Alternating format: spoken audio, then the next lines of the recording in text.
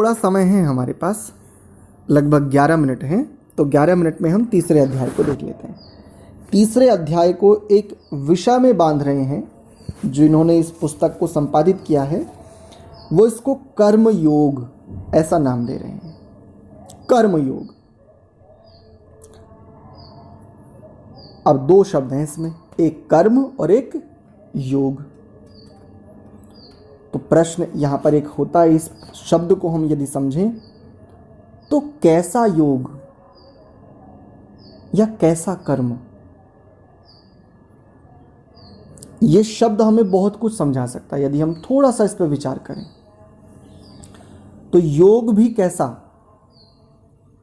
अकर्मण्यता वाला योग नहीं, बस कोई पड़े हैं, बस पड़े हैं, जैसे कई सारे मठाधीश हैं, वो बस पड़े रहते हैं, वो पड़े हैं बस,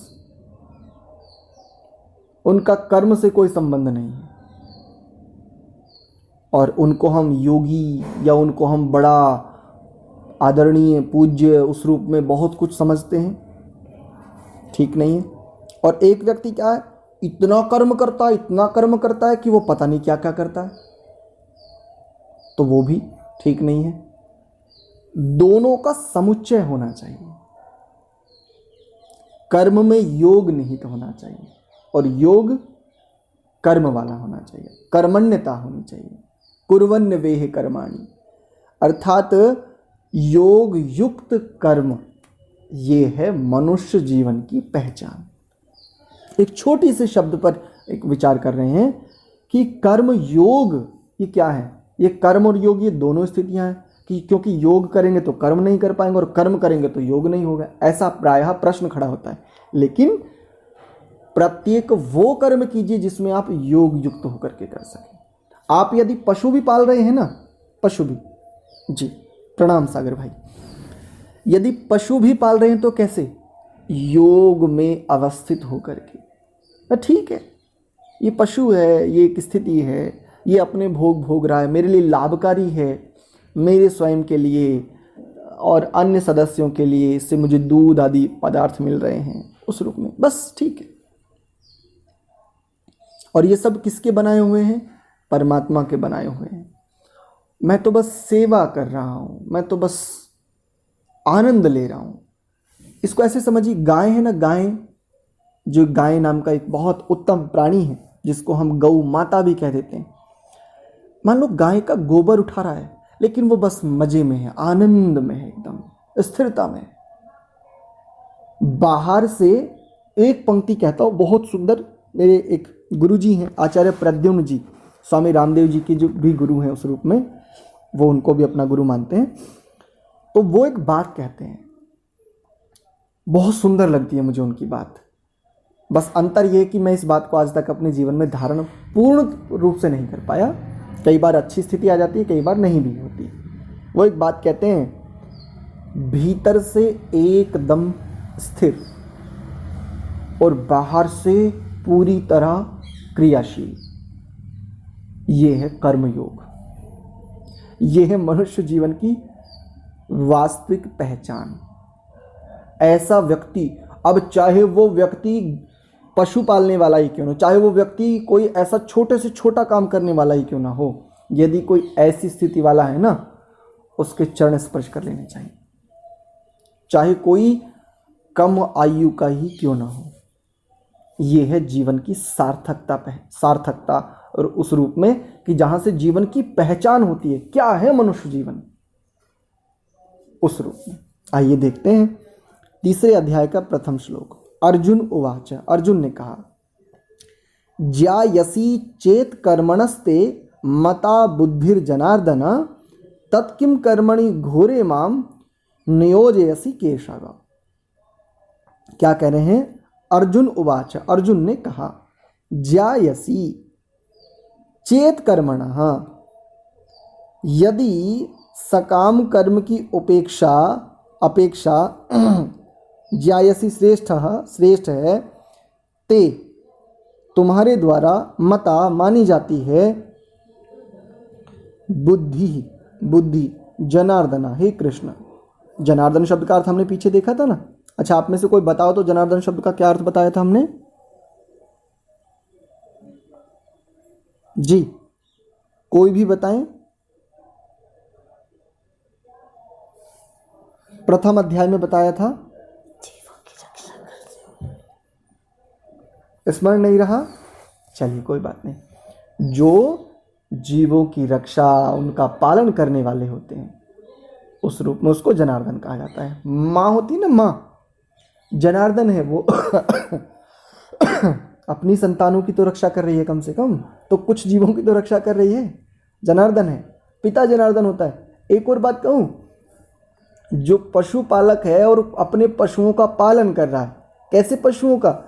जिनकी हत्या करके मांस बेचना जाता है उसको जनार्दन नहीं कहा जा सकता, लेकिन जो अपने घर में जिसको पशुधन कहते हैं, जैसे गाय हैं, अन्य जो इस प्रकार के पशु हैं, भैंस हैं, बकरियां हैं, और उस रूप में यानी लाभ, केवल लाभ के लिए उसको मारकर, उनकी हत्या करके जो मांस आदि के रूप में या उनको बेचना चाहते हैं, उनकी बात मैं नहीं कर रहा हूँ। उनको जनार्दन नहीं कहेंगे, क्योंकि वो उनकी रक्षा किस लिए कर रहे हैं? उनको भक्षित करने के लिए। लेकिन जो उनको उस रूप में, ये भी जनार्दन है। ठीक है। एक अध्यापक जो स्कूल में है, आज के जो स्कूल सिस्टम है, इसमें जो एक अध्यापक है ना, जो सच्चा सही अध्यापक है, अपने कर्तव्य का बिल्कुल निष्ठा से पालन कर रहा है, वो भी जनार्दन है। आपके बच्चों की रक्षा कर रहा है, पालन कर रहा है, आपके बच्चों को शिक्षित कर रहा है, दिशा दे रहा है, तो ये सब जनार्दन। अर्थात जीवों का पालन करने वाला। उनको पालन कौन कर पाता है? जो उनको रक्षण दे सके, इस रूप में कि हे जनार्दन, हे कृष्ण, तत्किम, अतः क्यों, कर्मणि, कर्म में, घोरे माम, इस भयंकर हिंसात्मक कर्म में मुझको नियोजयसी, नियुक्त करते हो, केशवा, हे केशव। अर्जुन कह रहे हैं कि हे जनार्दन, हे केशव, तुम स्वयं जनार्दन और केशव, दो संबोधन दिए। देखो, एक ही बात में दो संबोधन, ये बात समझ में नहीं आती। समझिए क्या मतलब है। जनार्दन उसको क्यों कहा? क्योंकि तुम स्वयं जीवों का पालन करने वाले हो। जरासंध की कैद से तुमने इतने सारे राजाओं को छुड़ाया, उनकी रक्षा की, उनका पालन किया। जो 16,108 उस रूप में गोपियां थी कि नगर की जो युवतियां थी, स्त्रियां थी, उनको तुमने उनकी अस्मिता को लुटने से बचाया, उनकी रक्षा की, उस रूप में तुम जनार्दन हो। इतनी सारी गौओं को लोग उस रूप में इधर उधर, यानी गौओं को हानि पहुंचा रहे थे, उनकी रक्षा की। कितने प्राणियों की आपने रक्षा की। आप स्वयं जनार्दन हो, जीवों की रक्षा करने वाले हो, तो फिर आप मुझसे ये हत्या रूपी, ये हिंसात्मक, भयंकर, घोर कर्म क्यों कराना चाहते हो? तो एक जनार्दन शब्द तो इसके लिए कहा कि तुम स्वयं ऐसे हो, लेकिन मुझसे ये कराना चाहते हो।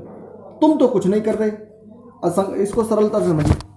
तुम तो एक चींटी नहीं मारना चाहते, तुम तो एक चींटी तक की रक्षा कर रहे हो, और मुझसे इनकी इतने लोगों की हत्या कराना चाहते हो। तो ये तो जनार्दन शब्द इसलिए संबोधन दिया। और केशव किस लिए कह रहे हैं? वो एक संबोधन रूप में इसलिए कह रहे हैं कि जैसे कहूँ कि, जैसे मैं कहूँ, अनुपमा जी ये श्लोक पढ़िए, तो इस संबोधन किस लिए किया मैंने? श्लोक पढ़वाने के लिए। अच्छा, एक और मैं बात कहूँ इसी में, अनुपमा जी एक माँ है और माँ को प्रणाम। अब जो अनुपमा जी संबोधन है और माँ, ये दोनों, तो संबोधन, एक संबोधन किस लिए? उस कर्म के लिए, उस प्रश्न के लिए, उस जिज्ञासा के लिए, और एक संबोधन किस लिए? स्थिति के लिए। तो दोनों में जो केशव शब्द है ये उस प्रश्न या जिज्ञासा के लिए है, और जनार्दन जो संबोधन है वो स्थिति को कह रहा है। पूरे श्लोक का अर्थ देखते हैं, समय भी हो जाएगा। कह रहे हैं, अर्जुन ने कहा कि हे जनार्दन, जीवों की रक्षा करने वाले, उनके पालक, उनके रक्षक, हे केशव, यदि आप बुद्धि को सकाम कर्म से श्रेष्ठ समझते हैं, तो फिर आप मुझे इस घोर युद्ध में क्यों लगाना चाहते हो? यहां पर एक बात कही है, बुद्धि को सकाम कर्म से, बुद्धि ही जनार्दन, ऐसा। अब बुद्धि को सकाम कर्म से श्रेष्ठ, ये बात कुछ पकड़ में नहीं आती सीधे सीधे। तो देखो, पिछले अध्याय में इन्होंने कहा था सकाम कर्म का त्याग और निष्काम कर्म में प्रवृत्ति, अर्थात यदि तुम ऐसा करोगे तो नैवम पापम अवाप्स्यसि, जिसको पिछले अध्याय में कहा था ना, ऐसा करने पर तुम्हें पाप नहीं लगेगा। युद्धाय कृत निश्चय, कि तुम तो निश्चय ही युद्ध करो, और ऐसा ऐसा करने पर तुम्हें पाप नहीं लगेगा, क्योंकि तुम्हारा धर्म है क्षत्रिय धर्म, और धर्म अर्थात कर्तव्य पालन पाप रहित होता है। उस बात को तो ये क्या कह रहे थे, बुद्धि से जो कह रहे हैं कि बुद्धि सकाम कर्म से श्रेष्ठ है, तो यहां पर बुद्धि शब्द से क्या लें, सकाम कर्म से जो विपरीत स्थिति वाली बुद्धि है। बुद्धि का प्रयोग तो दोनों में होता है, चाहे सकाम करो चाहे निष्काम करो, चाहे मिश्रित करो, चाहे जो भी कर्म करो, बुद्धि का प्रयोग तो प्रत्येक व्यक्ति करता है। यदि कोई अनाचार, अत्याय, अन्याय, क्रूरता कुछ भी करता है ना, कुछ भी, बुद्धि का प्रयोग तो वो भी करता है। भाई मान लो इसको ऐसे ले सकते हैं आप, समय वैसे हो गया, बस यहीं पर कक्षा को विराम देते हैं। किसी पशु की हत्या करने वाला जो मांस बेचता है, वो किसी पशु की हत्या करता है, बुद्धि का प्रयोग वो भी करता है ना। कहाँ से काटना है, कितना काटना है, कब तक काटना है, फिर कब उसकी खाल उतारनी है, उसमें से क्या क्या निकालना है, किसको कितना किधर रखना है, वो सारा बुद्धि का प्रयोग तो वहाँ भी। तो यहाँ पर बुद्धि से क्या लें, सकाम से विपरीत स्थिति, अर्थात बस निष्काम स्थिति जो बुद्धि की है, वो ऐसी जो निष्काम स्थिति बुद्धि की, यानी बुद्धि की वो स्थिति सकाम कर्म से श्रेष्ठ है। ऐसे इसका हम संगति लगाएंगे। तो यदि ऐसे को आप श्रेष्ठ समझते हो तो प्रश्न कर रहे हैं अर्जुन, फिर आप मुझे इस भयंकर, इस रक्त रंजित घोर कर्म में आप मुझे क्यों लगाना चाहते हो, क्यों मुझे प्रेरित कर रहे हो कि युद्ध कर, ऐसा एक प्रश्न ये उठा रहे हैं। और ॐ सहनाववतु सहनौ भुनक्तु सह वीर्यं करवावहै तेजस्विनावधीतमस्तु मा विद्विषावहै। ॐ शान्ति शान्ति शान्तिः। आप सभी का स्वागत है, अभिनंदन है गीता स्वाध्याय की इस कक्षा में। आज हम तीसरे अध्याय को आरंभ कर रहे हैं। यद्यपि एक श्लोक हमने कल देखा था, किंतु माता जी का कहना था कि एक बार और इस श्लोक को थोड़ा सा स्पष्ट कर दें, तो हम पुनः देख लेते हैं।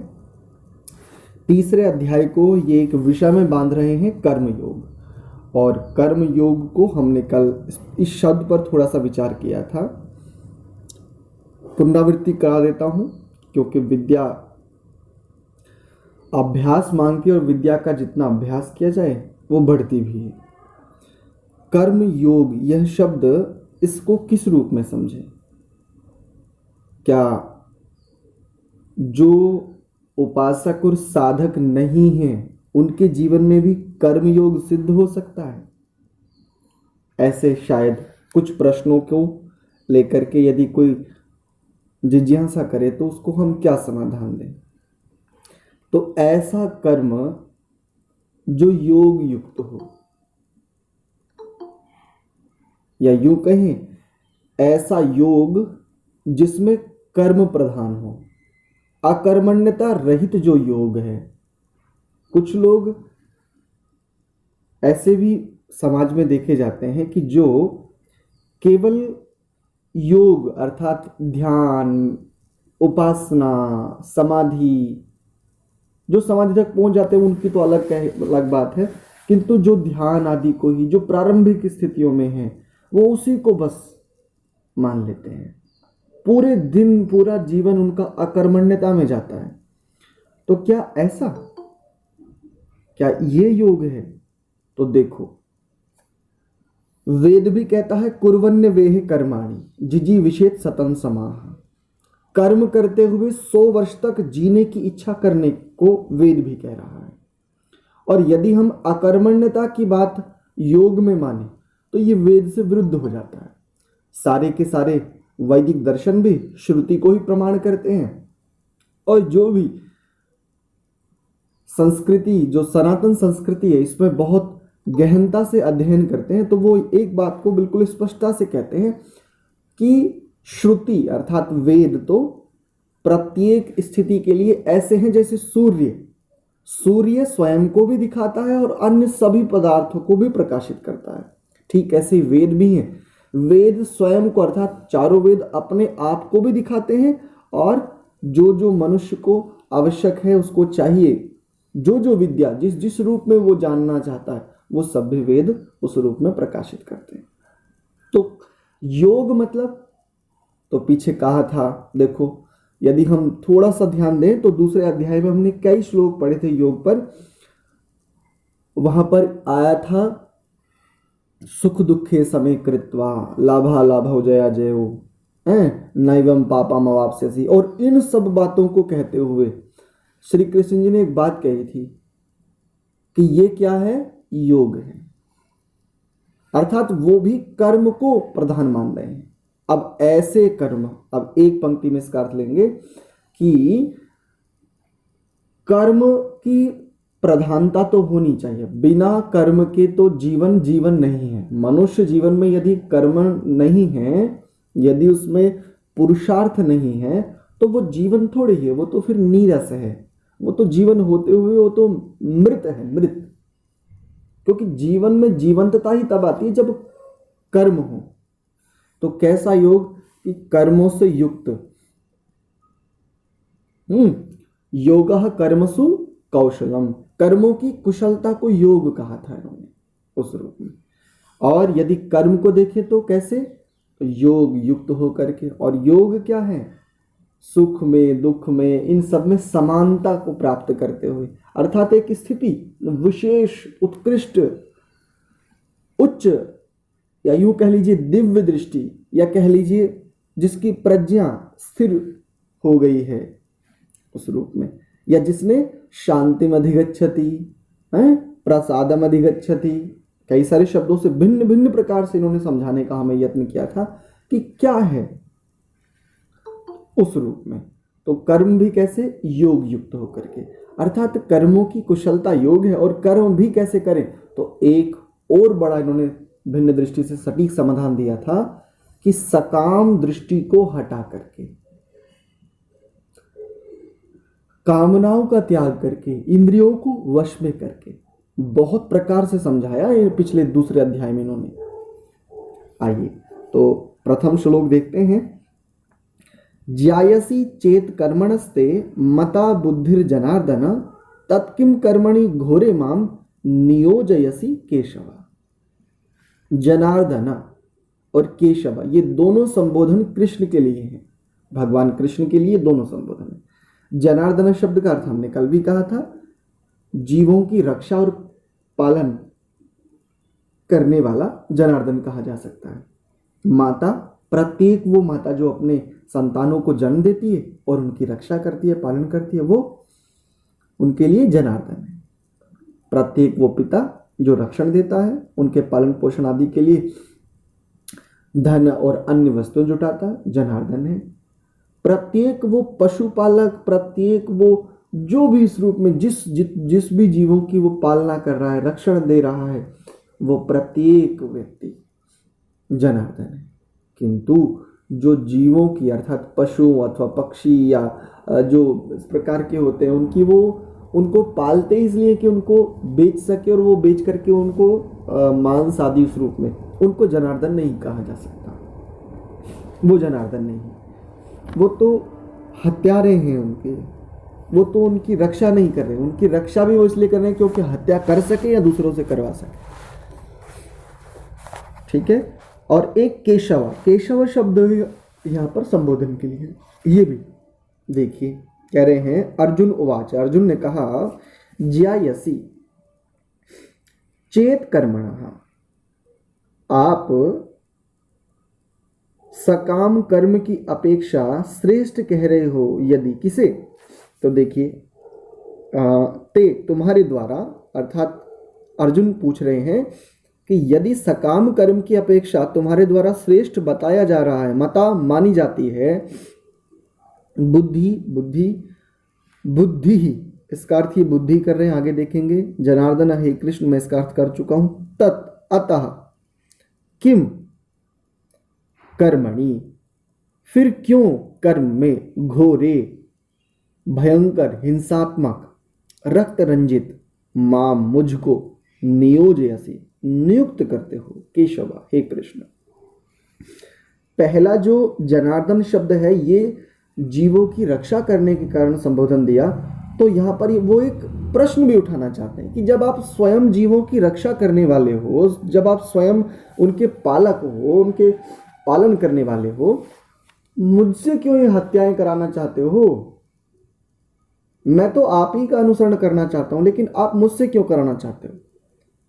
एक तो यहां पर जो जनार्दन शब्द है वो इसलिए संबोधन में है, और दूसरा जो ये है केशव, ये तो है ही संबोधन के लिए।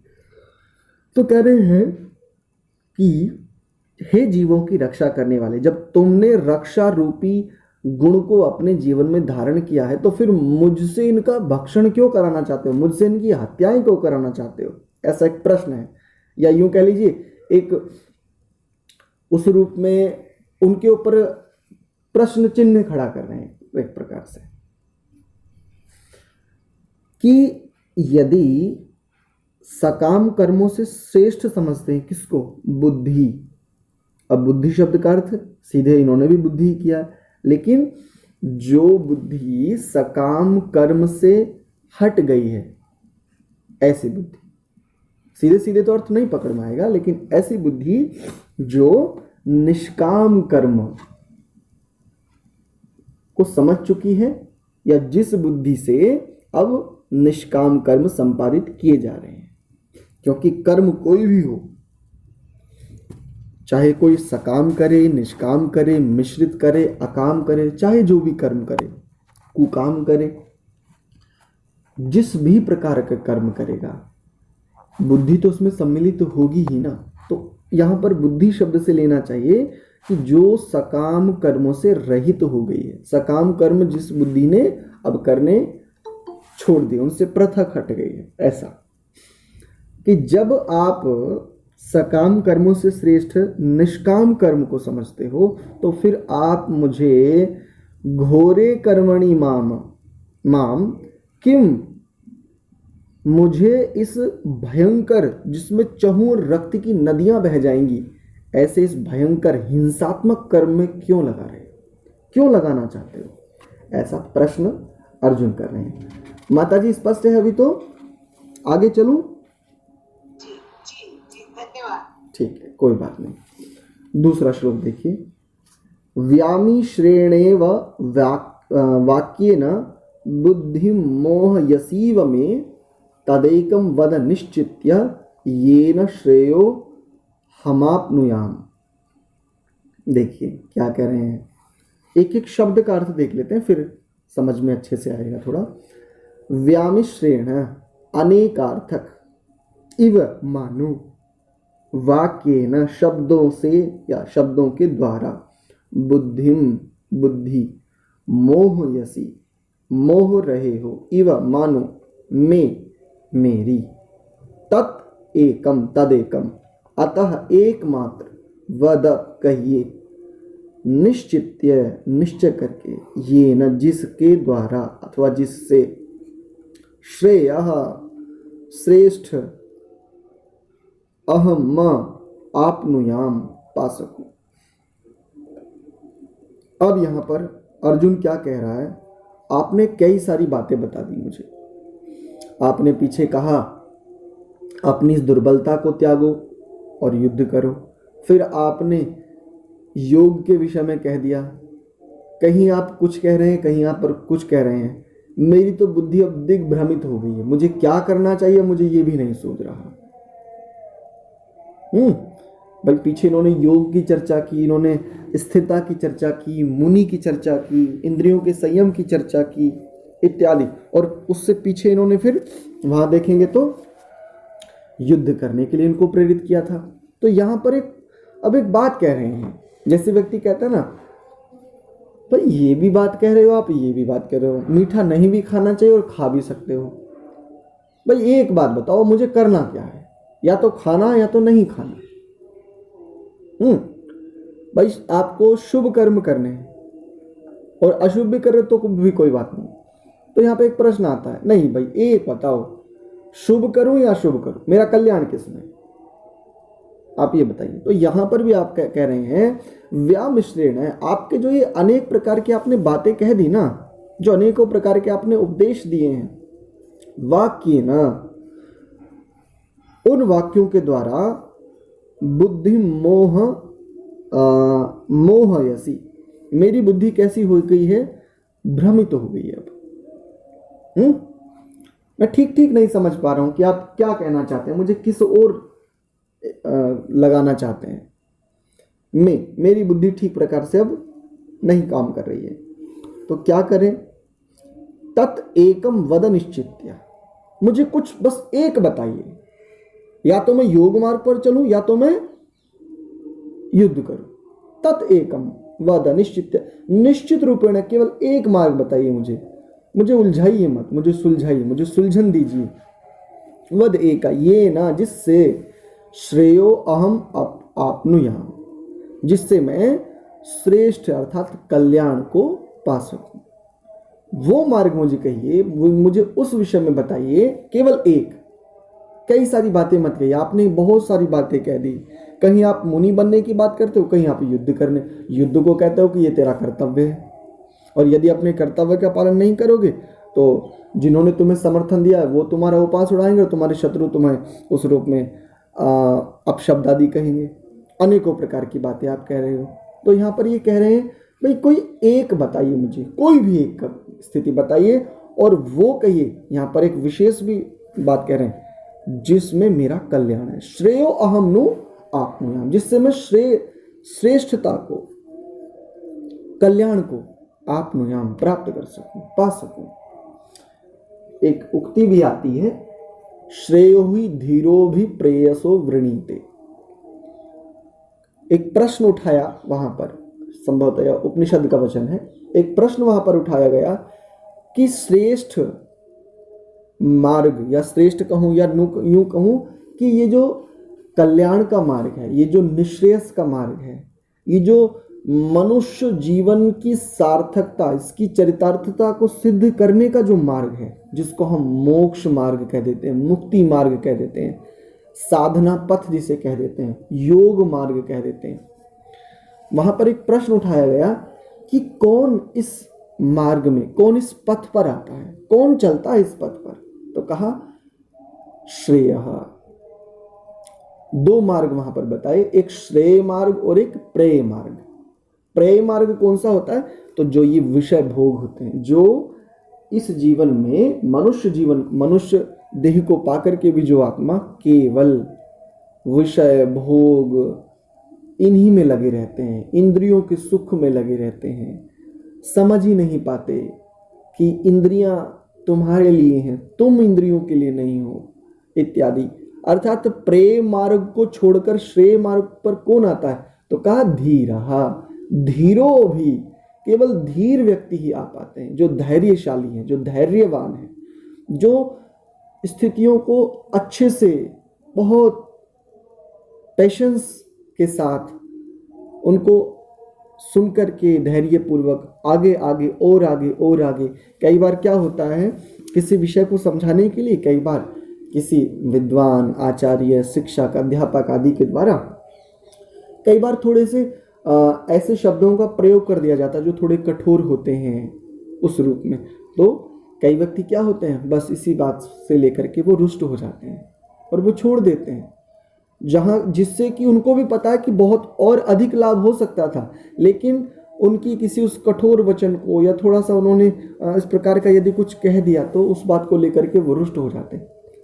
कारण क्या है, देखो, यदि अनुचित शब्द कहें तो उस आचार्य या उस अध्यापक का भी दोष है, और यदि शब्द तो उचित है लेकिन कठोरता पूर्वक कहें तो देखो, जो धैर्यवान होता है ना वो उनको सहन करता है।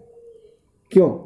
क्योंकि यदि हमें ज्वर आता है, फीवर आता है, तो हमें औषध कैसी लेनी होती है, चाहे आप आयुर्वेद से चिकित्सा करोगे काढ़े आदि से, तो देखो गिलोय हो, आप जो भी औषधि लेंगे वो भी कड़वी है। एलोपैथ से करेंगे तो भी देखो पैरासीटामोल ले लो, चाहे जो ले लो, वो भी कड़वी औषधियाँ हैं। और होम्योपैथ आदि से ये करते हैं तो उसमें उस रूप में एक अलग ही रस होता है, टेस्ट होता है। तो यदि कोई कठोर वचन कह भी रहा है तो जो व्याधि है ना, जो रोग है, जो अज्ञान रूपी व्याधि है, जो अविद्या रूपी रोग है, ज्वर है, उसको हटाने के लिए तो थोड़ी कड़वी औषधि देनी पड़ेगी ना।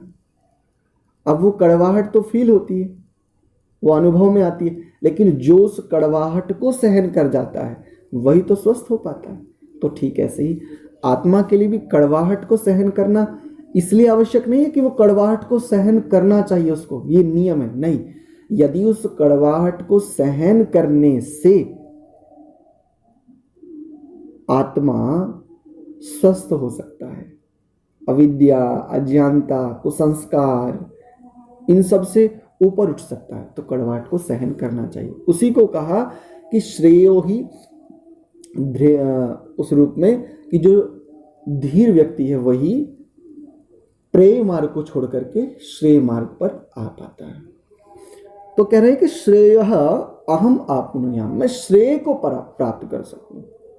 क्योंकि यहां पर वो एक बात भी कहना चाह रहे हैं, भाई धीरता तो मुझ में है, धैर्यवान तो मैं हूं, क्योंकि इतने समय से मैं तुम्हें सुन रहा हूं। आपने मेरी बुद्धि को मेरी बुद्धि चकरा गई है, मुझे तो मानो चक्कर आने लगे हैं, मुझे दिख ही नहीं रहा कि किधर जाऊं।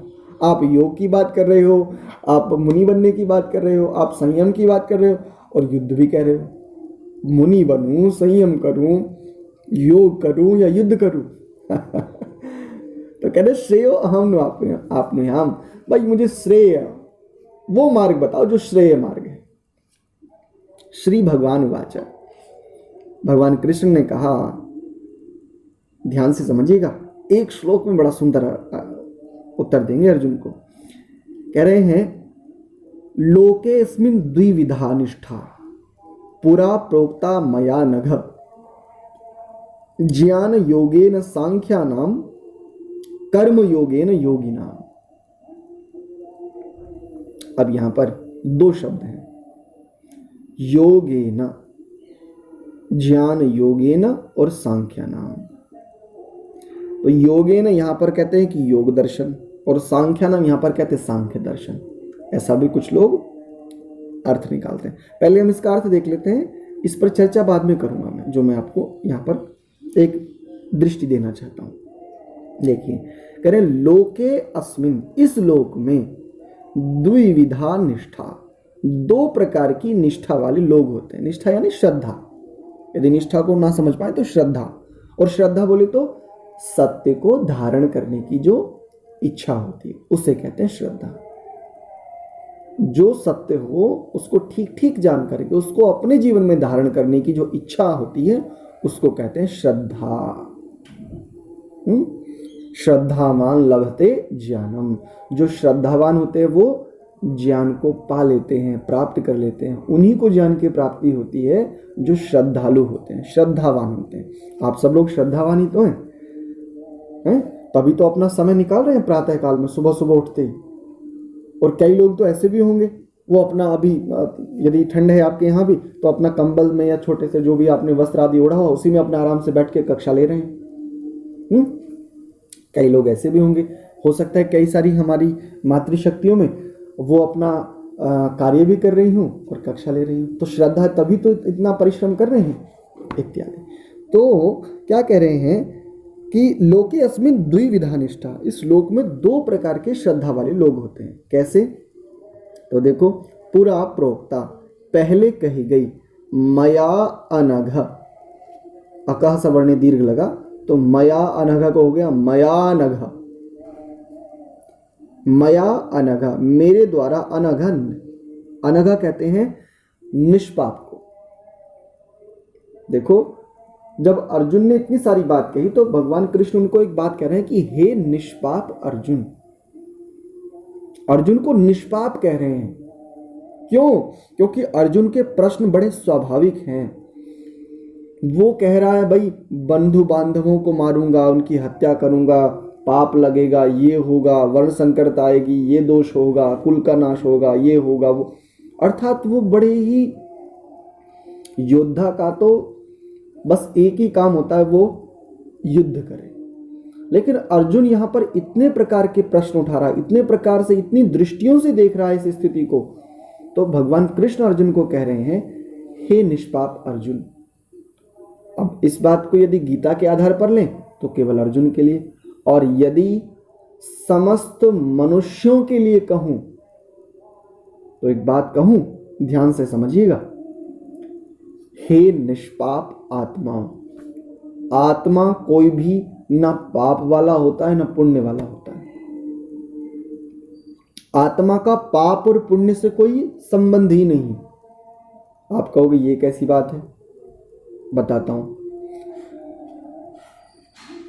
कर्म और कर्मों के संस्कार और उन संस्कारों से पुनः कर्म, ये जो स्थिति है ना, इसके कारण हम कहते हैं कि पाप और पुण्य, वो क्या करता है, वो तो बड़े पाप कर्म कर रहा है, और अरे वो तो बहुत इतने पुण्य कर्म करता है, यज्ञ है उसके जीवन में, उपासना है, ध्यान है, स्वाध्याय है, और परोपकारी है, धर्मात्मा है, और उसका व्यवहार तो ऐसा लगता है उससे तो चाहे जितनी बात कर लो बड़ा आनंद आता है, बड़े प्रेम से और बड़ी ही उस रूप में वो व्यवहार करता है कि बस हटने का मन ही नहीं करता, ऐसा लगता ही नहीं कि उसको अब ना सुना जाए इत्यादि।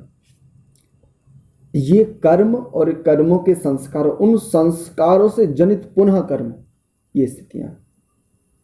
आत्मा न पापी है न पुण्यशील है, आत्मा तो बस आत्मा है, और इस आत्म तत्व को आत्म तत्व के रूप में स्वयं के द्वारा परमात्मा की कृपा और सहायता से, उनके सहाय से आत्म तत्व को आत्म तत्व जानना, ये इसको मैं कहूं, इसको कहूं विद्वान लोग, शास्त्र श्रुति इसको कहती है मनुष्य जीवन की चरितार्थता। आत्मा की जो अंतिम सफलता है, अंतिम, वो ये है कि आत्मा अपने आप को आत्मा समझ सके, जान सके, साधनों से नहीं। क्योंकि अभी हम जो कह रहे हैं, मैं हूं, मैं पढ़ा रहा हूं, आप पढ़ रहे हैं, मैं कर रही हूं, ये जो व्यवहार है ना, ये आत्मा स्वयं को स्वयं के द्वारा नहीं कह रहा है, ये परमात्मा ने एक करण दिया है, अंतःकरण, जिसका नाम है अहंकार, जो हमें स्वत्व की, मेरे होने की अनुभूति मुझे कराता है, मुझ आत्मा को मेरे स्वयं के होने की अनुभूति कराता है। ये परमात्मा ने एक अंदर का साधन दिया जिसको कहते हैं अहंकार। अंतःकरण चतुष्टय होता है ना, मन बुद्धि चित्त और अहंकार, तो उसमें से अहंकार ये वाला, एक घमंड वाला अहंकार होता है, यहां वो नहीं है उस रूप में। तो निष्पाप हैं हम भी, लेकिन हमें इसको सिद्ध करना पड़ेगा। योग दर्शन में भी अभी चर्चा आ रही थी, बहुत बढ़िया, कि भाई कर्मों के बंधन को शिथिल करती है समाधि। वहां पर कहा, यस्तु एकाग्रे चेतसी सद्भूतम अर्थम प्रद्योतयति क्षणोति च क्लेशान, और कर्म बंधनानि श्लथयति। कर्मों के बंधन को शिथिल करती है समाधि। तो एक प्रश्न खड़ा होता है, जबकि गीता भी कहती है अवश्यमेव भोक्तव्यम कृतम कर्म शुभाशुभम। तो वहां पर एक प्रश्न खड़ा होता है कि भाई यदि गीता भी कह रही है, और हमने तो आज तक यही सुना है, शास्त्र भी इस बात को इस रूप में पुष्टि करते हैं कि हाँ, प्रत्येक कर्म का फल प्रत्येक आत्मा को भोगना होता है, तो आप यहाँ ये कैसे कह सकते हो कि समाधि से क्लेश क्षीण होते हैं और कर्म बंधन शिथिल हो जाते हैं, कर्म बंधन ढीले हो जाते हैं? तो एक प्रश्न वहां पर बड़ा स्वाभाविक खड़ा होता है। तो इसका समाधान वो उस रूप में करते हैं कि कर्मों के बंधन शिथिल कैसे होते हैं। कर्म फल कब देता है? कर्म जब विपाकोन्मुख होता है। कर्म फल कब देता है? कोई कर्म का फल कब मिलता है? जब वो विपाकोन्मुख होता है। और यदि अर्थात कोई संस्कार है, उस संस्कार से वो संस्कार जब उस रूप में प्रबलता से आएगा तभी तो आप कर्म करोगे। और उस कर्मजन्य जो संस्कार हैं, जो वृत्ति हैं, अब आपने उन संस्कारों को ही क्षीण कर दिया समाधि में, उन संस्कारों को ही आपने शिथिल कर दिया, मान लो भून दिया। जैसे चने होते हैं ना, चने कच्चे चने होते तो उनको भून देते हैं, अब उसमें से अंकुर नहीं उगेगा, ठीक ऐसे ही संस्कारों को आपने शिथिल कर दिया, तो संस्कारों को शिथिल करते समय बंधनों को, जो उस रूप में जो कर्म का बंधन है जिस रूप में, उसको ढीला करने के लिए जो आपने तप किया है, कितनी संघर्ष किया है, कितना आपने समाधि आदि के लिए कितना प्रयत्न किया है, कितनी अनुकूल प्रतिकूल परिस्थितियों को सहा है, तो एक समाधान इस रूप में वहां किया जाता है कि ये जो आपने इतना तप किया है ना, कर्म के बंधनों को शिथिल करने के लिए, संस्कारों को शिथिल ढीला करने के लिए जो आपने इतना परिश्रम किया है, ये आपका भोग हो गया। इस रूप में वहां एक समाधान वो दे देते हैं। तो हम भी निष्पाप ही हैं, हम प्रत्येक आत्मा निष्पाप है, लेकिन हमें अपनी इस निष्पापता को सिद्ध करना पड़ेगा। ये महत्वपूर्ण बात है। कोई भी आत्मा ना पापी है ना पुण्य वाला है, बात ऊंची है लेकिन समझने की है। अब ये मत मान लेना कि अब कुछ भी करूं, आचार्य जी ने तो कह देता कि ना कुछ पुण्य है ना पाप है, कुछ भी करो अब तो ऐसा नहीं, ये समझने की बात है, ये थोड़ी गहनता की बात है, गंभीरता की बात है। और गंभीरता धैर्य से ही आती है, धैर्य के बिना गंभीरता नहीं आती उस रूप में। तो मया नघ, मेरे द्वारा जो कही गई अनघ, हे निष्पाप अर्जुन, ज्ञान योगे न।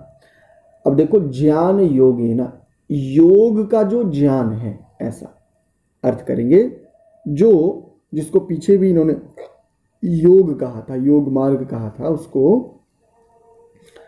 कि एक तो पथ है, दो बताए थे ना, दो प्रकार के श्रद्धावान लोग होते हैं। एक पथ है योग रूपी जो ज्ञान है, अर्थात एक योग पथ है, और दूसरा कैसा, सांख्या नाम, ज्ञान योगी न सांख्या नाम, कर्म योगे न योगी नाम। क्या कह रहे हैं कि हे निष्पाप अर्जुन, ज्ञान योगे न, ज्ञान योग के द्वारा, सांख्या नाम ज्ञानियों का, और कर्म योगे न योगी नाम, और भक्ति योग के द्वारा, या इसको कर्म योग कह लीजिए, इसके द्वारा योगियों का, भक्तों का। पूरे का अर्थ देखते हैं क्या है, इनका अर्थ देखें। ये कह रहे हैं, हे निष्पाप अर्जुन, मैं पहले ही बता चुका हूं कि आत्म साक्षात्कार का प्रयत्न करने वाले दो प्रकार के पुरुष होते हैं। यहां पर यह आत्म साक्षात्कार की बात कह रहे हैं, जबकि इन्होंने इसका नाम क्या दिया इस अध्याय का, कर्मयोग। अब यहां पर ये क्या कह रहे हैं, आत्म साक्षात्कार। आत्म साक्षात्कार, जिसको अभी मैं कह रहा था कि आत्म तत्व, स्वयं को आत्म तत्व जान सके, उसको भी ये कर्म कह रहे हैं, कर्म। और कैसा, योग युक्त कर्म। तो जो मैंने कहा, जो इन्होंने पिछले अध्याय में कहा, इस अध्याय में भी कोई विरोध नहीं है, क्योंकि योगः कर्मसु कौशलम पीछे कह चुके। तो यदि हम इस बात को ऐसे भी लें कि लोके अस्मिन द्विविधा निष्ठा, दो प्रकार के श्रद्धावान लोग होते हैं लोक में। अब वो श्रद्धा किस लिए है, सत्य को धारण करने के लिए। अब कौन सा सत्य है, यदि मैं देखें तो कौन सा सत्य, तो सत्य अनेक प्रकार की विद्याएं होती हैं, क्या उन सबको, हाँ बिल्कुल, उन सब की भी जितनी आवश्यकता, उन सबको तो जानना ही पड़ेगा। आत्मा के पास 24 तत्व, उनको तो समझना ही पड़ेगा, ये तो आवश्यक है ही। इनको ठीक ठीक जाने बिना, इनका उस रूप में प्रत्यक्ष किए बिना आत्मा स्वयं को ठीक प्रकार से जान ही नहीं पाएगा, ये बिल्कुल स्वाभाविक है ही। तो निष्ठा अर्थात श्रद्धा, श्रद्धा यानी सत्य को धारण करने की स्थिति। अब सत्य को धारण करना क्या है, तो जो अभी इन्होंने कहा आत्म साक्षात्कार, स्वयं को जानना, स्वयं को। अभी एक दिन एक पोस्ट पढ़ रहे थे, भगवान श्री राम रावण का वध करके और अयोध्या लौटते हैं, तो उनकी मां ने एक प्रश्न किया कि दशानन को मार दिया, दशानन का वध कर आए। तो किसी विचारक ने वहां पर एक बात कही कि भगवान श्री राम उनको उत्तर देते हैं कि मां, रावण को मैंने नहीं मारा, मैंने मारा है। अर्थात उसकी जो मैं थी, उसका जो अहंकार घमंड था, उसने मारा, मैंने नहीं मारा, उसके घमंड ने उसको मारा है। ऐसा वो एक उत्तर देते हैं। तो मैं को समझे हम, मैं हूं, मैं बेटा हूं, मैं बेटी हूं, मैं पत्नी हूं, मैं मां हूं, मैं पिता हूँ, मैं दादा हूँ, मैं नानी हूँ, मैं मालिक हूँ, मैं सेवक हूँ, मैं नौकर हूँ, ये जो भी कुछ हूँ मैं, बस इस मैं को समझना है। मैं कौन हूँ? मैं ये सब हूँ देख रहा हूँ, कहीं मुझे मैं पिता हूँ, कहीं पुत्र हूँ, कहीं पति हूँ, कहीं भाई हूँ, ये सब स्थितियां हैं, लेकिन मैं कौन हूँ? ये तो ये जो दो, अब इस स्थिति को जानने के लिए दो प्रकार के मार्ग का अवलंबन लिया जाता है लोक में। कौन कौन से? तो एक तो कहा है ज्ञान योगिन सांख्या नाम, एक तो ज्ञान योग के द्वारा, और दूसरा क्या क्या दूसरा क्या कहा है? कर्म योगेन योगी नाम, दूसरा कर्म योग के द्वारा जो योगी हैं। दो प्रकार से जानने समझने का प्रयत्न करते हैं लोग। अब इन दोनों शब्दों को मैं थोड़ा स्पष्ट कर देता हूं कि ज्ञान योग क्या है और कर्म योग क्या है। दोनों में योग शब्द दोनों में, लेकिन कर्म योग और ज्ञान योग ये दोनों स्थितियां क्या हैं, इसको समझ लीजिए। यहां पर एक बात मैं पीछे जब ये श्लोक प्रारंभ करा था वो चर्चा कहना चाह रहा था, उसको कहता हूं। इस श्लोक से कई लोग कहते हैं कि देखो इसमें योग दर्शन और सांख्य दर्शन दोनों की चर्चा है। तो देखो दर्शन, वो जो आप जिसको आप पुस्तक रूप में दर्शन कह रहे हो ना, वो भी एक विद्या है। सांख्य विद्या का नाम है, योग विद्या का नाम है। क्यों कह रहा हूं? देखो योग दर्शनकार महर्षि पतंजलि जब प्रथम ही सूत्र लिखते हैं तो क्या है प्रथम सूत्र? अथ योगानुशासनम, अनुशासनम अथ योगम, योगम अनुशासनम अथ, अथ अधिकारार्थे, अधिकार अर्थ में अनुशासन कर रहे हैं। अब अनुशासन कब किया जाता है? जब पीछे से विद्या चली आ रही हो। अर्थात कोई कहे कि महर्षि पतंजलि जी ने जब योग दर्शन नामक ये सूत्र लिखे, उससे पहले योग दर्शन यानी योग विद्या नहीं थी, तो ये गलत है, ये बिल्कुल ठीक नहीं है। योग विद्या तो पहले से चली आ रही थी। तो ये जो बात है ना कि योग दर्शन, यहां पर दर्शन उस रूप में ठीक है सूत्र रूप में, लेकिन योग विद्या तो पहले से थी। तो यहां पर जो कहा ज्ञान योगे ना, यदि यहां से योग ले भी लें तो योग यानी योग विद्या, योग दर्शन नहीं लेना चाहिए। और योग दर्शन को भी यदि लेंगे तो वो भी योग दर्शन में क्या, योग विद्या ही तो है? उसमें भी तो योग विद्या ही है। तो योग विद्या, ऐसे ही सांख्या नाम, सांख्य दर्शन लेते हैं, लेकिन सांख्य दर्शन में क्या है? सांख्य विद्या ही तो है।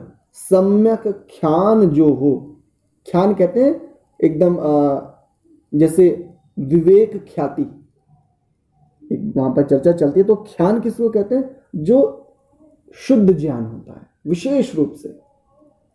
तो सम्यक ख्यान ये है संख्या, और ऐसी संख्याओं की, सम्यक ख्यान की जिस जो बात करता है उस विद्या को कहते हैं सांख्य। ठीक है, ये बात। तो मैं इन दोनों को स्पष्ट करने का यत्न करता हूं कि ये ज्ञान योग और कर्म योग, इन दोनों में क्या अंतर है। वैसे ये आगे भी बताएंगे, इस बात को आगे कई तरीके से समझाएंगे, लेकिन यहां संक्षेप से मैं एक थोड़ा सा संकेत करते हुए चलता हूं। एक प्रश्न यहां पर स्वाभाविक रूप से आना चाहिए कि ये ज्ञान योग और कर्म योग ये हैं क्या? दो प्रकार की स्थितियां कही। तो देखो संसार में दो प्रकार के लोग आप भी देखते हो, आपने भी देखे। कैसे? एक व्यक्ति है, एक प्रकार के ऐसे व्यक्ति होते हैं जो ज्ञान अर्जित करते हैं अनेकों प्रकार से, गुरुकुलों में पढ़ करके, आचार्यों के पास रह करके, गुरुओं से सीख करके, शास्त्रों से, और समाज में रह करके, गृहस्थी हो करके, यानी जो भी अनेकों प्रकार के उपक्रम करते हैं, एक ऐसे होते हैं। इसको कहते हैं कर्मयोग। ये जो अनेकों प्रकार के उपक्रम किए जा रहे हैं, अनेकों प्रकार की चेष्टाएं की जा रही हैं, शास्त्रों से, गुरुओं से, आचार्यों से, गृहस्थ से, वानप्रस्थ से, ये जो इस प्रकार की चेष्टाएं हैं, इसको क्या कहते हैं? इसको कहते हैं कर्मयोग। कर्म, इनके जीवन में कर्म प्रधान है, कर्म की प्रधानता है। एक और व्यक्ति होते हैं, कैसे? जो आप देखेंगे वो प्रकृति से सीखते हैं, वो सृष्टि से सीखते हैं, वो समाज में नहीं रहते, समाज से दूर रहते हैं। जैसे आपने भी यदि कभी देखा हो, बर्फ में, पहाड़ों में, गुफाओं में, कंदराओं में, समाज से बिल्कुल एकदम पृथक, एकांत, वो इस सृष्टि से समाधि के यत्न से वो उस रूप में सीखते हैं। तो ये क्या है? ये है ज्ञान योग। ठीक है, अर्थात जो समाधि आदि प्रयत्नों के द्वारा और इस सृष्टि से सीखने का यत्न कर रहे हैं, वो उनको हम कह सकते हैं कि वो ज्ञान योगी हैं। और जो अनेकों प्रकार के कर्म करते हुए सीख रहे हैं, भाई विद्या अर्जित करना ये भी तो एक कर्म ही है ना, उसमें भी कर्म है कि नहीं है? कर्म उनमें भी है, कर्म वो भी कर रहे हैं जो समाधि लगा रहे हैं, सृष्टि से, इस प्रकृति से सीख रहे हैं एकांत में, कर्म तो उनका भी है। लेकिन मुख्यता से यदि देखें, कर्म का प्राधान्य यदि देखें, तो ये जो गृहस्थी हैं, वानप्रस्थी हैं, कंपनी चलाते हैं, ये करते हैं, वो करते हैं, पढ़ते हैं, पढ़ाते हैं, ये सब क्या है? कर्म तो यहाँ भी, लेकिन इसमें प्रधानता है, इसमें कर्म की अधिक प्रधानता है उस रूप में। तो ज्ञान योग और कर्म योग, इसको इस रूप में लेना चाहिए। है दोनों, कर्म दोनों में है। ज्ञानी भी कर्म तो करेगा ही ना भाई, समाधि लगाना भी तो वो भी तो एक कर्म ही है। बिना पुरुषार्थ के क्या समाधि लग जाएगी? बिना संयम किए, बिना इंद्रियों को नियंत्रण में लाए, बिना मन पर अधिकार किए, बिना बुद्धि को समझे, क्या समाधि लग जाएगी? नहीं लग सकती। तो वो भी तो एक कर्म है, और एक ये भी कर्म है समाज में रह करके इस प्रकार से। ठीक है, स्पष्ट है सभी को? आगे चलूं? जी भाई उत्तर दिया करो, थोड़ा उससे ये रहता है कि आप लोग जुड़े हुए हैं। ठीक है, तो चौथा श्लोक देखिए, कह रहे हैं न कर्मणाम अनारंभान नैष्कर्म्यम पुरुषोष्णुते न च संन्यासनादेव सिद्धिम समधिगच्छति। अब देखो, एक भिन्न तरीके से खोलेंगे इन विषयों को जो यहाँ पर इन्होंने उठाया ना, ज्ञान योग और कर्म योग। कह रहे हैं न कर्मणाम, नहीं नियत कर्मों के, अनारंभात नैष्कर्म्यम, अनारंभ्यात न करने से, जो नियत कर्म है। नियत कर्म क्या है? अब प्रत्येक व्यक्ति के जीवन में नियत कर्म होते ही हैं। भाई कुछ तो करोगे ना, श्वास तो लोगे ही ना। एक कहे नहीं मैं कुछ नहीं करना चाहता, क्या कर रहे हो? बोले कुछ नहीं बस। नहीं, बिना किए तो कोई रह ही नहीं सकता, श्वास तो लोगे ही ना। आखिर यदि आप लेटे भी तो करवट तो बदलोगे ना, पैर तो हिलाओगे डुलाओगे ना। अच्छा, और भी कुछ नहीं, कुछ विचार तो करोगे। अच्छा, आपको लेटे रहना है, केवल लेटे रहना, विचार भी नहीं करना मान लो, तो लेटे रहने के लिए भी तो प्रयत्न करोगे, कर रहे हो ना, कुछ तो करोगे। तो यहां पर कह रहे हैं अनारंभात कर्मणाम, नियत कर्मों के न करने से, नैष्कर्म्यम, कर्म बंधन से मुक्ति को, पुरुषः अश्नुते, पुरुषोष्णुते, ऐसा हो गया, पुरुषः अश्नुते, मनुष्य प्राप्त करता है। न च, और नहीं, संन्यासात एव, संन्यासाद एव, ऐसा हो गया। संन्यास अर्थात त्याग से, सन्य सनात, अच्छा सन्य सनात, क्षमा चाहूंगा अशुद्ध उच्चारण हो गया, सन्य सनात एव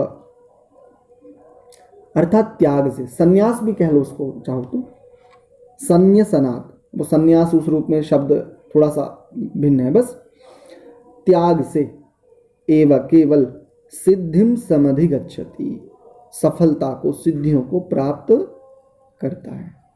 अर्थ समझ में नहीं आया? देखिए इनका अर्थ देख लेते हैं पहले। ना तो कर्म से विमुख होकर कोई कर्मफल से छुटकारा पा सकता है, और ना केवल संन्यास से, त्याग से सिद्धि प्राप्त की जा सकती है। इससे पहले वाला श्लोक जो था, ज्ञान योग और कर्म, ज्ञान योगेन सांख्यानाम कर्म योगेन योगिनाम, उसका एक ही श्लोक में बड़ा सुंदर तरीके से बांध करके उत्तर दे रहे हैं। कि यदि आप इस रूप में समझ सकते हैं कि यदि कोई कर्मों से विमुख हो जाए, कर्म ना करे और सोचे मैं कर्म फल से छूट जाऊंगा, तो करें ना, बिल्कुल नहीं हो सकता। और कोई कहे मैंने सब कुछ त्याग दिया तो मुझे सिद्धि प्राप्त हो जानी चाहिए, तो करें ना, इससे भी सिद्धि नहीं होगी। जो नियत कर्म है, यदि उनको कोई ना करे, बोले मैं अब कुछ कर्म ही नहीं करने मुझे, जब कहीं पाप है, कहीं पुण्य है, कहीं मिश्रित है, कहीं अकर्म है, कहीं कुकर्म है, कहीं विकर्म है, मैं तो बड़ी बुरी तरह उलझ गई हूँ, हटाओ, मैं अब कर्म ही नहीं करती, मुझे अब कोई कर्म ही नहीं करना। तो कह रहे हैं ना, इससे भी कर्म फल से, कर्म बंधन से छुटकारा इससे भी नहीं मिल सकता, कर्म तो करना पड़ेगा। जिस बात को हम पहले कह चुका कि कुछ तो करोगे, किए बिना आत्मा रह ही नहीं सकता, क्योंकि प्रयत्न गुण वाला है। आत्मा का एक गुण है प्रयत्न, और दूसरी क्या है, संन्यसनात् एव, त्याग से, उस रूप में कि सब कुछ का त्याग कर दिया, तब भी सिद्धि को प्राप्त नहीं कर सकते। कई लोग होते हैं, मैंने तो घर छोड़ दिया, मैंने ये छोड़ दिया, मैंने वो कर दिया, और अगर उनके जीवन में बहुत गहनता से झांक करके देखें तो सामान्य मनुष्य से भी ज़्यादा भयंकर स्थिति कई बार ऐसे लोगों की मिल जाती है, जो कहते हैं कि मैंने घर छोड़ दिया, मैंने ये त्याग कर दिया, मैंने वो कर दिया। घर में, समाज में रहते हुए वो शायद इतना लिप्त नहीं था, लेकिन अभी वो जहाँ है, जहाँ ये कह रहा है कि मैंने ये सब छोड़ दिया, वहाँ उससे अधिक लिप्त है। उदाहरण के लिए, अपने ही गुरुओं की हत्याएं कर रहे हैं अनेकों गुरुओं के शिष्य। अच्छा, गुरु वहां पर वो आए किस लिए थे, मैंने घर छोड़ दिया, मैंने ये कर दिया, मैंने त्याग कर दिया, मैंने संन्यास ले लिया, अर्थात संन्यास मतलब त्याग। वो त्याग उन्होंने किया था किसके लिए, सिद्धियों के लिए, अर्थात उत्कर्ष को प्राप्त करने के लिए। लेकिन वहां पर जहां पर वो अभी हैं, देखो उनके राज से ठाट बाट देखो, राजाओं के होते हैं ऐसे। तो किसका त्याग किया भाई तूने तो दरिद्रता का त्याग किया, तूने तो कम का त्याग करके बड़े अधिक को तूने स्वीकार कर लिया। त्याग कहाँ है तेरे जीवन में, त्याग थोड़ी है ये। यदि मान भी ले तो तूने दरिद्रता को छोड़ा, तूने कम को छोड़ करके अधिक के ऊपर तू स्थापित हो गया, और तेरे ही शिष्य, तेरी हत्या कर रहे हैं उस रूप में। तो ये त्याग थोड़ी है। तो इसको कह रहे हैं कि जो ऐसा है ना, वो भी सिद्धिम समधिगच्छति ना, वो भी सिद्धियों को प्राप्त नहीं कर पाता, वो भी जीवन की सार्थकता, आत्म तत्व को वो भी नहीं ढूंढ पाएगा। जिसको पिछले श्लोक में उन्होंने कहा था ना, आत्म साक्षात्कार का प्रयत्न करने वाले दो प्रकार के लोग होते हैं संसार में। तो यदि कोई कर्म करना छोड़ दे, उससे भी कर्म फल से छुटकारा नहीं होगा। और कोई कहे कि मैंने तो सब कुछ त्याग दिया, वो भी आत्म साक्षात्कार तक नहीं पहुंच सकता। समन्वय का नाम है, समत्व योग उच्यते।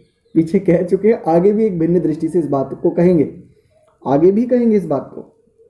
तो पीछे भी कह चुके, समत्व योग उच्यते और योगः कर्मसु कौशलम। ये दो पंक्तियां गोल्डन लाइन है। चाहो तो आप इसको टैगलाइन रख सकते हो अपने स्टेटस पर, अपने व्हाट्सएप के जो उसमें एक छोटा सा हम डिस्क्रिप्शन देते हैं, उसमें लिख सकते हो।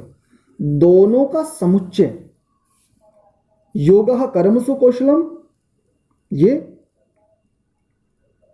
जी प्रणाम सागर भाई, और दूसरा ये, तो दोनों के समुच्चय का नाम है। दोनों में बैलेंस, बिना कर्म के स्थिति आ ही नहीं सकती। कर्म तो आवश्यक ही है, और उसी को ये कह रहे हैं ज्ञान योगेन और कर्म योगेन, ज्ञान योग के द्वारा और कर्म योग के द्वारा, दोनों को। इसीलिए इन्होंने पहले श्लोक में यदि देखेंगे तो पहले श्लोक में इन्होंने एक बड़ी सुंदर बात कही। नहीं, पहले श्लोक में नहीं, पहले श्लोक में तो पूछा था अर्जुन ने पूछा था ना कि मेरे लिए वो बात कहिए जो श्रेष्ठ है, कल्याणकारी है। ठीक है, 4 श्लोक हो गए, 5वां श्लोक देख लेते हैं। अच्छा हाँ, समय भी हो गया। यदि आपका किसी का कोई प्रश्न या कोई शंका है तो आप पूछ लीजिए, अन्यथा फिर 10 मिनट अभी हमारे पास है, एक श्लोक को हम और ले लेते हैं। यदि किसी का कोई प्रश्न है तो पूछिए। जी नमस्ते चाची। जी नमस्ते। अभी बस एक वो सुनने में थोड़ा सांख्य का मतलब ज्ञान योग, कुछ आपने सम्यक क्या कोई शब्द कहा था वो बस मैं नहीं पाई। हाँ, सम्यक ख्यान, सम्यक ध्यान, ध्यान नहीं ख्यान, आधा ख य आ और ना, ख्यान। जैसे ख्याति एक शब्द है ना, ख्याति, ऐसे ही ख्यान जो धातु है। हाँ, इसका अर्थ क्या हुआ ख्यान? बता रहा हूं। एक उत्कृष्ट ज्ञान, विशेष ज्ञान, उसको कहते हैं ख्यान। एक होता सामान्य ज्ञान और एक होता विशेष ज्ञान। तो विशेष ज्ञान जिसमें, और वो भी कैसा, सम्यक, यानी जिसकी क्वालिटी और क्वांटिटी दोनों कंप्लीट हो, जिसमें क्वालिटी भी और क्वांटिटी भी दोनों इनफ हो, कंप्लीट हो, प्योर हो और कंप्लीट हो, पूरी हो, उसको कहते हैं सम्यक ख्यान। सम्यक, बहुत अच्छे प्रकार से। ठीक है जी। और जी एक अभी आपने लास्ट का अपने स्लाइड को अंडरलाइन कर लेना, तो मैं तो काम करी थी तो पुस्तक अभी देख रही हूँ। अच्छा, मैंने दो बातें कही थी, इसमें गीता में भी आता है कि भाई ना तो कर्म करना छोड़ देना, यानी कर्मों का त्याग, ये भी सिद्धि का हेतु नहीं बनेगा। और सब कुछ त्याग दिया मैंने, सब कुछ त्याग दिया ये इस रूप में, इससे भी सिद्धि प्राप्त नहीं होगी, अर्थात जीवन का उद्देश्य पूरा नहीं होगा। और इन दोनों बातों को गीता ही कहती है। एक जगह गीता कहती है योगः कर्मसु कौशलम,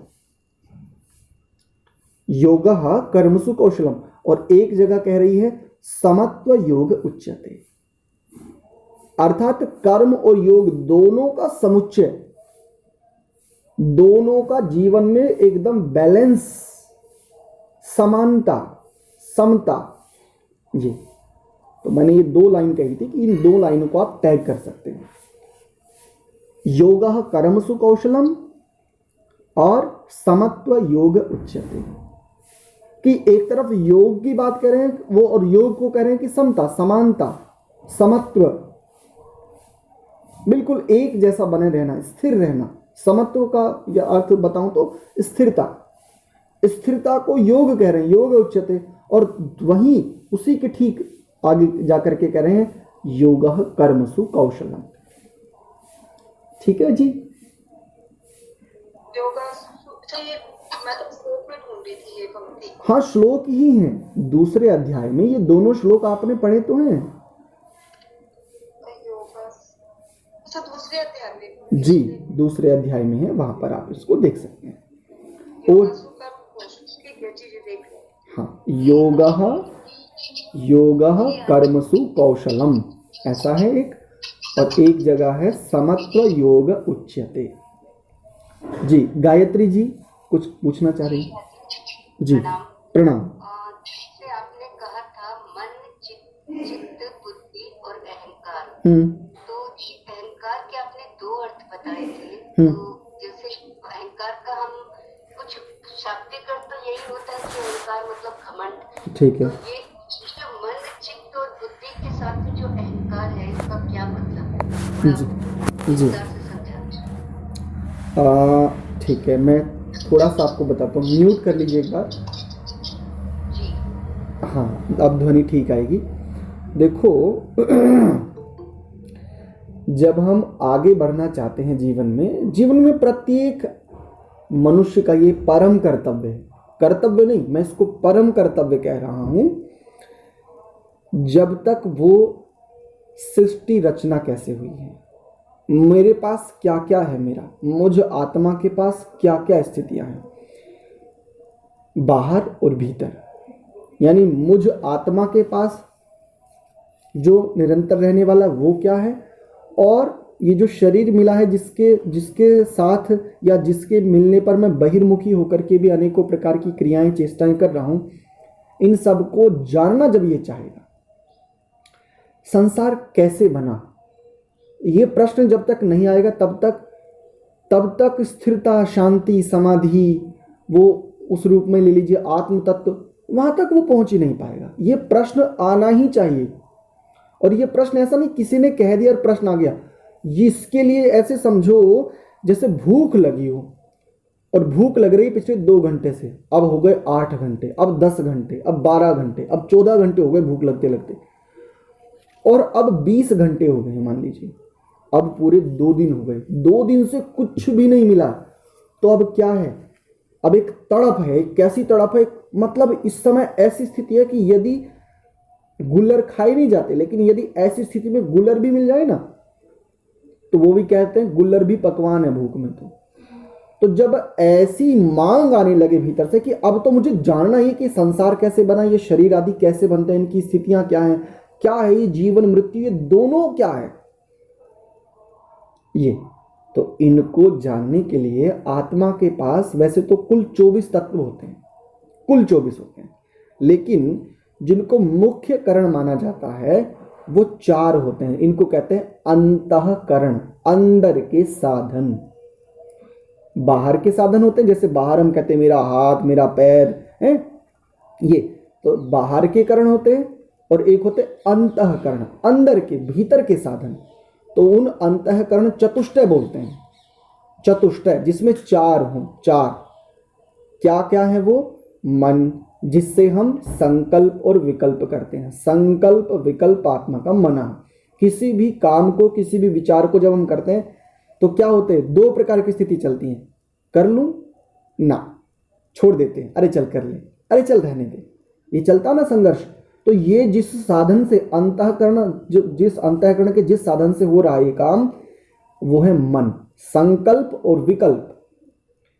बुद्धि क्या करती है?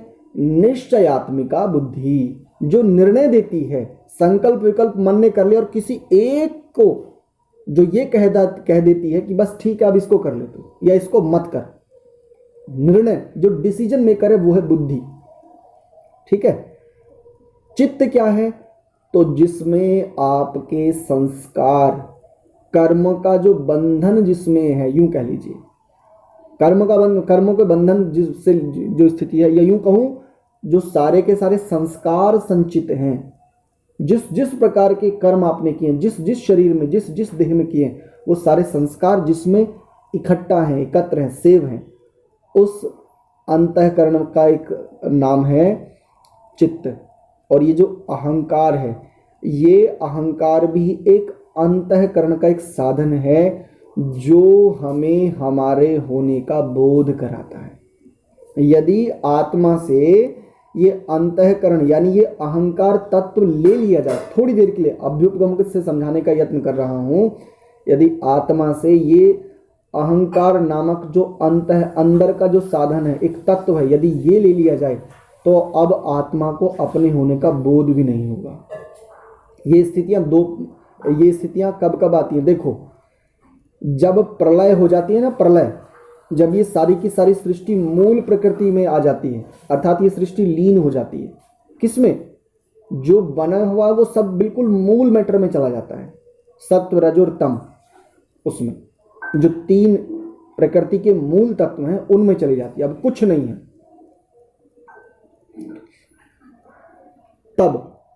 तब भी इस आत्मा से ये जो अंतःकरण नामक अंदर का साधन है ये लीन हो जाता है। अब आत्मा है, लेकिन आत्मा को अपने होने का तब तक बोध नहीं होता जब तक प्रलय अवस्था है। जब पुनः परमात्मा सृष्टि बनाएंगे, वो जितना समय है, और उसके बाद जब पुनः इसको अंतःकरण रूपी साधन दिया जाएगा, तब इसको अपने होने का बोध होगा। एक बात। दूसरी स्थिति ऐसे भी ले सकते हो आप समझने के लिए।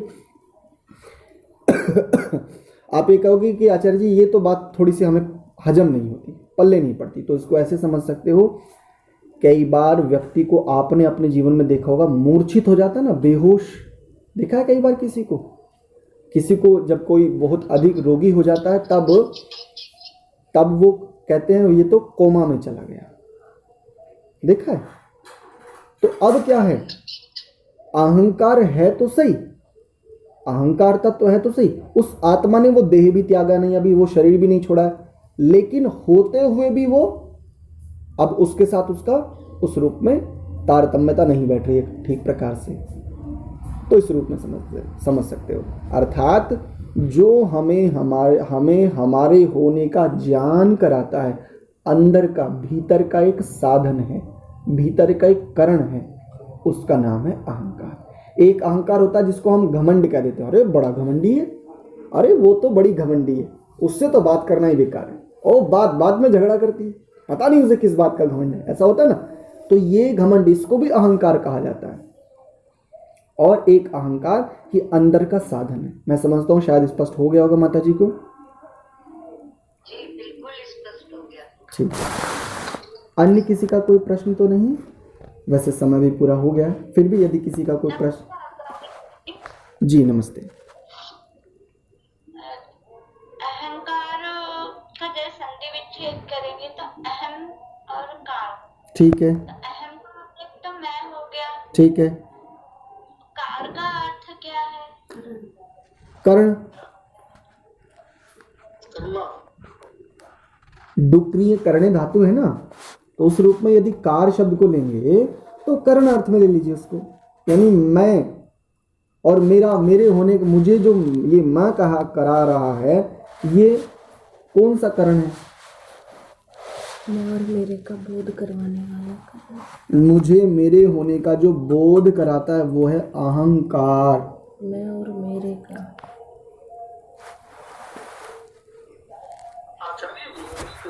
जी नमस्कार।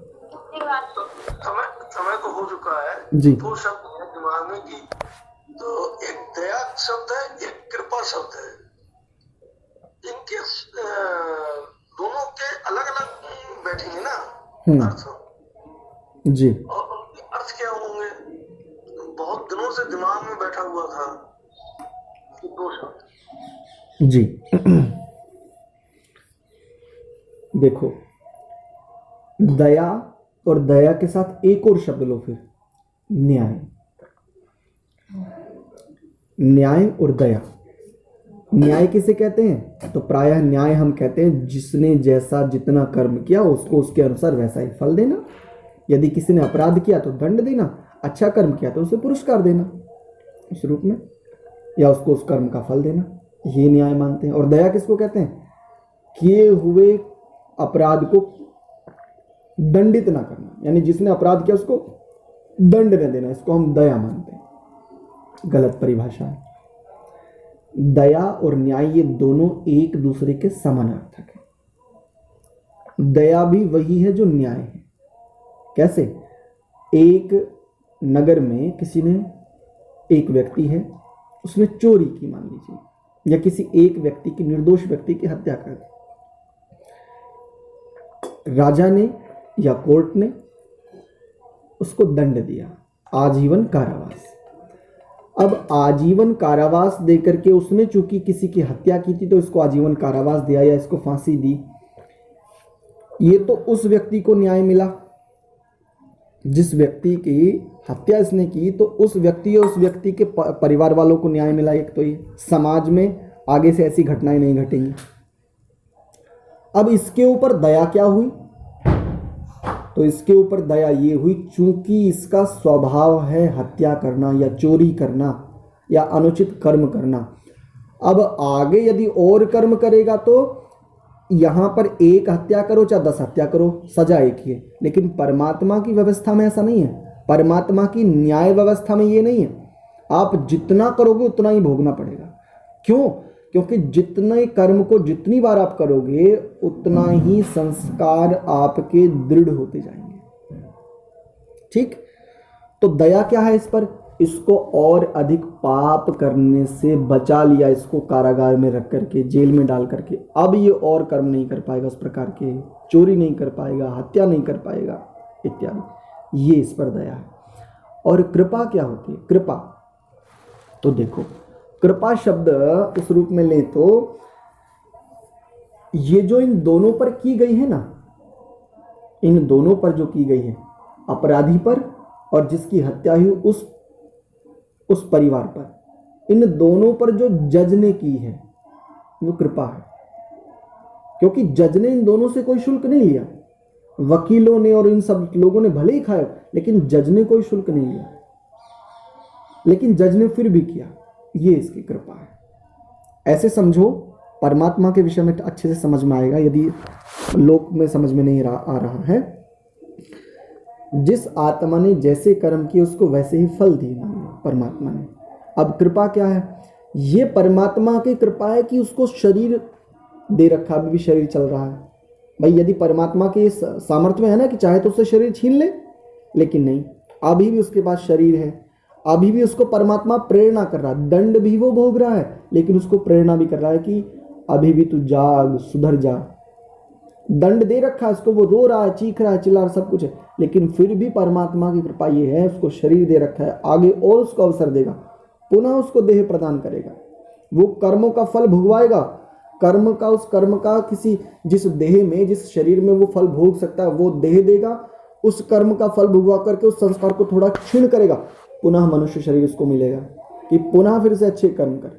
ये कृपा है। स्पष्ट है शिवदत्त जी? धन्यवाद। चलिए, तो आज समय भी पर्याप्त हो गया, इस कक्षा को यहीं विराम देते हैं। यदि आपको और किसी का कोई प्रश्न होगा तो कल की कक्षा में लेंगे। ठीक है, आप सभी को सादर प्रणाम। नमस्ते। जी नमस्ते, प्रणाम।